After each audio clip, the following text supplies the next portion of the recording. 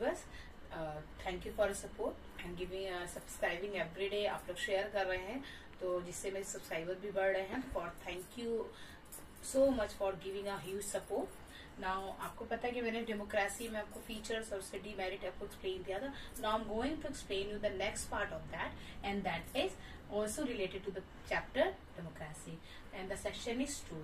तो आपको पता है कि डेमोक्रेसी क्या होता है? Where all the power are rest in the hand of people, where people are supreme. जहाँ पीपल सुप्रीम होता है, वो चाहे जिसको गवर्नमेंट बना दे, वो चाहे जिसको इसकी सीट से हटा दे, all the things, all the rest power are rest in hand of people. लेकिन आपको पता है इन सम केसेस डेमोक्रेसी वो meaning of democracy change.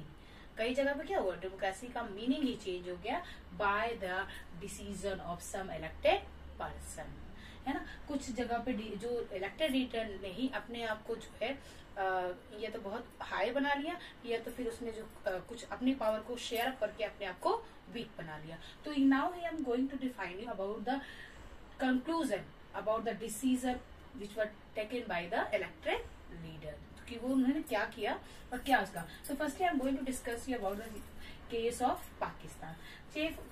In 1999 who was the general Parvez Musharraf. General Parvez Musharraf ने 1999 में अपने आप को chief executive of the country declare कर लिया इन फ्रंट ऑफ प्रेसिडेंट। उसने प्रेसिडेंट के सामने अपने आप को क्या बना दिया कि I have lots of power, है ना, आपसे ज्यादा मेरे पास पावर है, तो जो डिसीजन मैं लूंगा दैट विल बी एक्सेप्टेड। लेकिन बाद में सिचुएशन चेंज हो गई। क्या हुआ कि पहले तो उसने in 1999 में ही have declared himself as a chief executive of the country.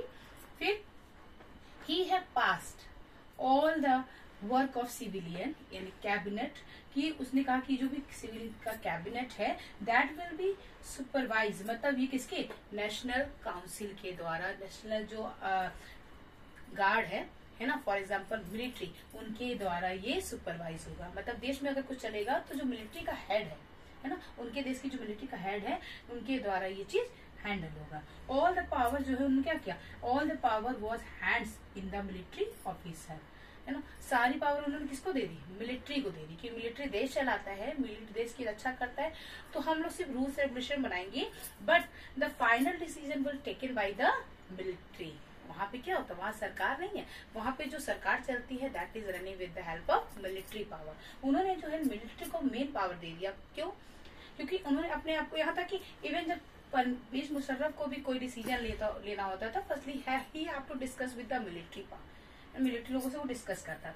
फिर क्या हुआ, ही हैज रिफरेंडम, और उसने क्या किया, एक रिफरेंडम का ऑर्गेनाइजेशन बनाया। What do you mean by referendum? Referendum मतलब होता है जिसमें एक कभी भी कोई इवेंट ऑर्गेनाइज हो जाता था और उसमें पीपल्स अपने रिप्रेजेंटेटिव को चुना करते थे। कि अगर एक तरफ से जनरल जो परवेज मुशर्रफ थे उन्होंने सारी पावर तो मिलिट्री को दे दी, लेकिन एक तरफ वो लोगों को उल्लू भी बनाया करते थे बाय दिस प्रोसेसर।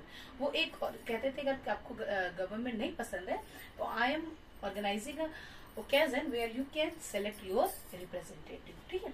तो ये जो रिफरेंडम था ना, ये कैसे किस पे बेस्ड था, बेस्ड ऑन फ्रॉड, क्योंकि यहाँ पे जो सरकार का बहुत ही कम रोल था।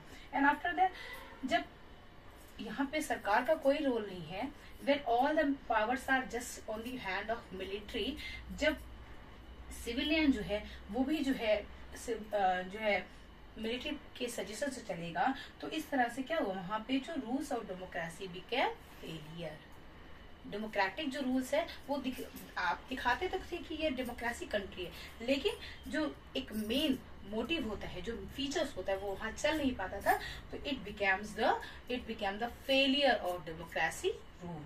उसके बाद क्या क्या, यहाँ पे जो मिलिट्री पावर थी वो क्या कर सकता था, he can also dismiss the rule of given by the president. हमारे यहाँ क्या है, प्रेसिडेंट को ज्यादा पावर दी गई है ना, लेकिन वहां पे क्या था, वहां जो है मिलिट्री को पावर देने की वजह से वो रूल्स जो प्रेसिडेंट के रूल्स थे उनको भी डिसमिस कर सकते थे, ठीक है। Now I am going to explain you next topic. Okay, now the next topic which I am going to explain from the NCERT book and the topic is democracy. तो next topic क्या है, free and fair election competition. अगर हमें जो democracy के features को देखना है तो आपको देखना होगा चाइना एंड मैक्सिको, है ना, चाइना एंड मैक्सिको को देखना होगा to understand the future of democracy.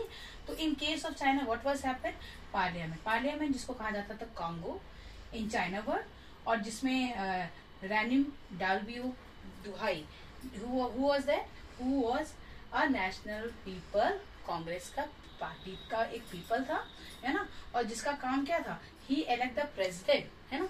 ये जो नेशनल पीपल कांग्रेस का ये हेड था, ये इसको काम था the president on some other members को इलेक्ट करना, और यहाँ पे जो इलेक्शन होते थे दैट वर फॉर 5 ईयर, ठीक है। यहाँ पे इलेक्शन होने लगे यहाँ पे 5 ईयर के लिए, और यहाँ पे जो मेन हेड होता था वो कम्युनिस्ट पार्टी था।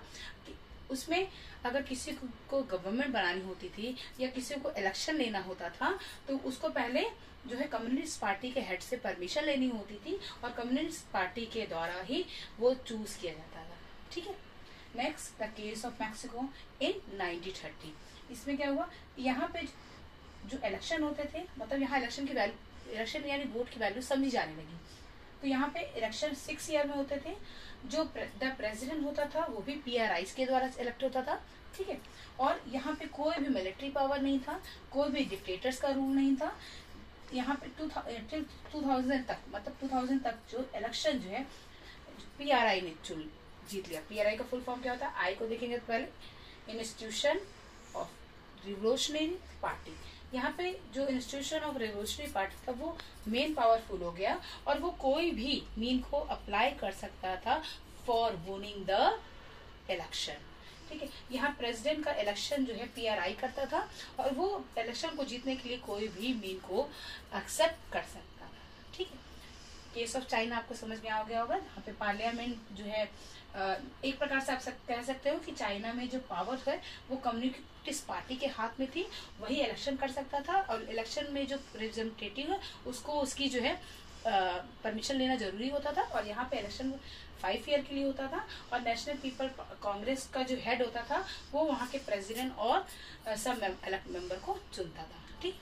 और यहाँ पे क्या है, मैक्सिको के 1930 में यहाँ पे कोई डिक्टेटर का रूल नहीं था, कोई मिलिट्री का रूल नहीं था। यहाँ पे इलेक्शन हर 5 ईयर पे होता था, लेकिन जो प्रेसिडेंट होता था वो भी PRI के द्वारा, है ना। और PRI का मतलब क्या होता था, इंस्टीट्यूशन ऑफ रिवोल्यूशनरी पार्टी, जहाँ सारी पावर यहाँ पे अगर कम्युनिस्ट पार्टी के हाथ में पावर थी, पाकिस्तान में मिलिट्री पावर के हाथ में पावर थी, तो चाइना में मैक्सिको में PRI के हाथ में पावर थी, और वो किसी को भी बैठा सकता था और किसी भी तरह से इलेक्शन में अपने आप को पावरफुल शो करता था। तो आज के लिए मैं यही टॉपिक एक्सप्लेन करती हूँ, है ना, ठीक है। ये क्या है 2000 के बाद क्या है, ये देखिए ना, अनमीथ अनमैथिकल मतलब क्या होगा, अनमीथिकल मतलब, है ना,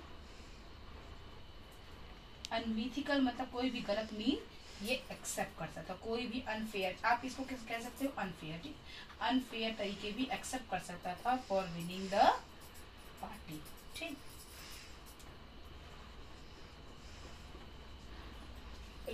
तो आज के लिए मैं अपना वीडियो यही फिनिश करती हूँ। If you like my video please like share and subscribe. Thank you.